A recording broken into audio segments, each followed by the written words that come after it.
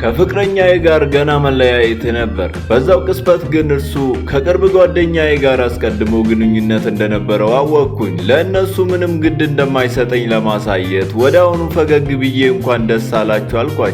ነገር ግን ሁለቱ ለእኔ የሚያበረታቱ መስለው በውድድሬ ላይ ይመጣሉ ብዬ ፈጽሞ አልጠበቅኩም ነበረ። እንደውም እዛ የተገኙት ግንኙነታቸውን ይፋ ለማድረግ ነበረ። የእነሱ ድርጊት በክፍል ጓደኞቼ መካከል ማለቂያ የሌለው ወሬ ቀሰቀሰ። ይህንን ስመለከት እንደማልጨነቅ በመምሰል ቁጣዬን በሙሉ በሩጫው ላይ አወጣሁት። ያለኝን ጉልበት ሁሉ ተጠቅሜ ሮጥኩ። ተቃዋሚዎቼንም በተከታታይ ቀደምኳቸው። ልክ ቅብብሎሹ ዱላውን ለቡድን አጋሬት ልሰጥ ስል በድንገት አንድ ሰው ገፋኝ። ሚዛኔን ስቼ መሬት ላይ በኃይል ወደቅኩ።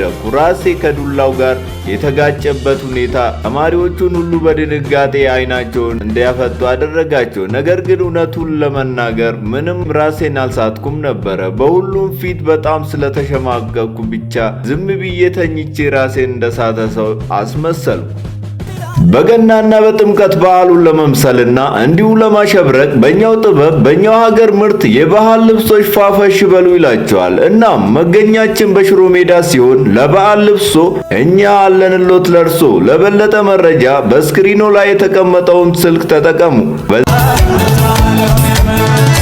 በዛን ጊዜ ጓደኛዬ ወደ እኔ መጥቶ ያለምንም አቅማማት አነሳኝ። ነገር ግን ዱላውን እንድጥለው ነገረኝ። የማስመስል መሆኔን እንደተረዳኝ ወዲያውኑ ገባኝ። ስለዚህ ወዲያውኑ ዱላውን ወደ ጎን ወረወርኩት። በክፍል ጓደኞቼ ጩኸትና ሽሙጥ መካከል ጓደኛዬ ተሸክሞኝ ሄደ።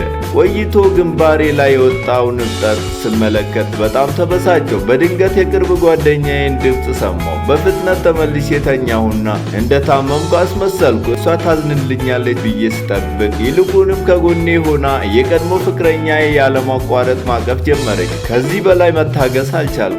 አይኔን ገለጥኩና ሁለቱም ወዲያውኑ እንዲወጡ ነገርኳቸው። ወደ ቤት ሲሄድ ያንኑ ጓደኛዬን እንደገና አገኘሁት። ግንባሬ ላይ ያለውን ቀይ ምልክት አላገጠበት። ከእሱ ጋር ለመነጋገር ፍላጎት ስለሌለኝ ዝም ብዬ አለፍኩት። እሱ ግን ሊለቀኝ አልፈለገም። ሊቀቀኝ ምን ሆነ ነው ብዬ በንዴት ኮኩበት። ብስጭቴና ቁጣዬን ሁሉ በእሱ ላይ አወጣሁት። ቤት ከገባው በኋላም ማማረሬን አላቆምኩም ነበረ። ነገር ግን የጓደኛዬ ቆንጆ ፊት ስመለከት ድንገት በጭንቅላቴ ውስጥ አንድ ድንቅ እቅድ ተፈጠረ።